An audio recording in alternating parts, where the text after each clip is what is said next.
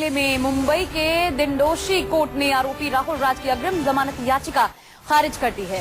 प्रत्युषा की वकील फाल्गुनी ने कहा कि बॉडी पर इंजरी मार्क है, सुसाइड नोट गायब है। और क्या कुछ उन्होंने कहा है आपको सुनवाते हैं।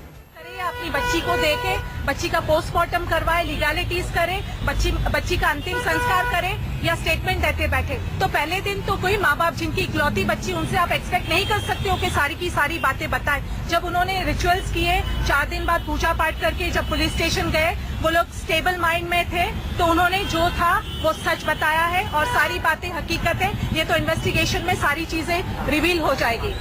आपने जो वो राहुल के वकील ने क्या बताया अदालत? राहुल के वकील ने ये कहा कि उसके ऊपर लोन्स थे काफी बैंकों के। ये गलत बात है और प्रत्युषा ऐसी लड़की नहीं है कि लोन्स की वजह से वो सुसाइड कमिट करे। उसका सुसाइड करवाया गया है या मर्डर, ये एक क्वेश्चन मार्क है जो इन्वेस्टिगेशन में पता चलेगा। स्ट्रॉन्ग पॉइंट आपने रखा था कि राहुल ने जब डेड बॉडी को वहां से उतारने के उस दौरान पुलिस को कॉल करना जरूरी होता है, वो उसने नहीं किया। ये क्या था, थोड़ा डिटेल। आमतौर पे जब इस तरह के केसेस होते हैं तो पुलिस को कॉल किया जाता है। 100 पे उसने डेड बॉडी खुद उतारी। सुसाइड नोट के बारे में जब उनकी बहस हुई, उन्होंने कहा कि सुसाइड नोट भी नहीं है। सुसाइड नोट था या नहीं था ये सिर्फ राहुल जानता है। हो सकता है अगर सुसाइड भी था और सुसाइड नोट भी था तो एविडेंस डिस्ट्रॉय किया होगा उसने, क्योंकि वो उस वक्त सिर्फ उस फ्लैट में अकेला था जहाँ पे ये हादसा हुआ।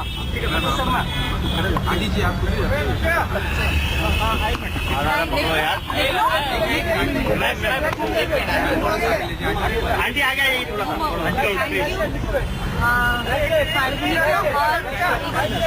जो आज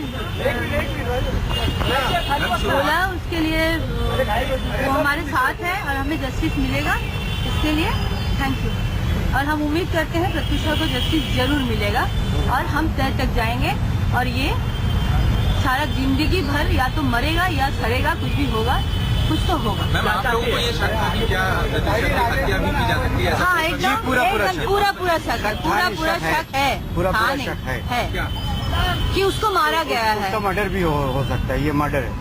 पहले शादी का भी पता था क्या राहुल की पहले शादी? हमें कुछ नहीं पता था, इस बारे में अभी कुछ नहीं बोल सकते। हमारे साथ हमारे लॉयर है। हम बस यही कहना चाहते हैं, थैंक्स टू मीडिया सबसे पहले, थैंक्स टू पुलिस विभाग, थैंक्स टू कानून विभाग, थैंक्स टू खुदा। Thank you sir. आ गया। आगे आप ये बताइए, ऐसा बताया जा रहा है कि राहुल ने कई सारी लड़कियों को ट्रीट किया है, आप भी उनमें से हैं। आपके साथ क्या कुछ हुआ और क्या? जी हाँ, वो काफी सारी लड़कियों को आज तक चीट करते आया है और मैं भी इसलिए आज इनके साथ खड़ी हूँ कि आगे किसी और लड़की को ये चीट ना कर सके। और आज जो प्रत्युषा के साथ हुआ है, बाकी सारी लड़कियों के साथ तो वो हमेशा रिलेशन बनाता है, अच्छी फ्रेंडशिप करता है और उन्हें अपने बातों में, बड़ी मीठी मीठी बातों में उनको फंसा करके, उनको विश्वास दिला करके उनसे पैसे हेटता है। बट आज एक लड़की की जान गई है, इस वजह से हम सबके तो पैसे गए। पैसे आज है, कल वापस आ जाएंगे, बट जान कभी किसी की वापस नहीं आती है। इस वजह से आज मैं मीडिया के सामने भी खड़ी हूँ और आज प्रत्युषा के माँ बाप को पूरा सपोर्ट कर रही हूँ।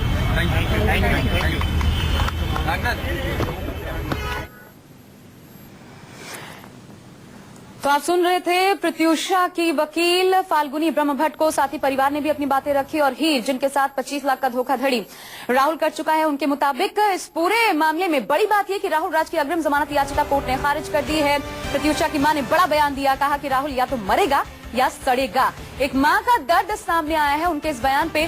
साथ ही एक बड़ा चेंज जो मामले में देखने को मिला है कि अब तक कहा जा रहा था कि राहुल की वजह से प्रत्युषा ने आत्महत्या की हो, ऐसा हो सकता है, लेकिन अब सीधे तौर पर कहा जा रहा है कि हो सकता है ये मर्डर भी हो। तो बड़ी बात, ये बड़े बयान सामने आए हैं। इस सुनवाई के बाद अग्रिम जमानत याचिका खारिज हो चुकी है, यानी साफ तौर पर अब राहुल जब भी हॉस्पिटल से बाहर आएगा उसकी गिरफ्तारी तय मानी जा रही है। अब गिरफ्तार होगा राहुल जैसे ही हॉस्पिटल से बाहर आएगा। उसके बाद तो अब तक खुदकुशी के लिए उकसाने का, लेकिन जाहिर तौर पर जब ये बातें सामने आई हैं और कोर्ट ने याचिका भी खारिज कर दी है कि हो सकता है अब इसमें मर्डर का एंगल भी शामिल कर लिया जाए।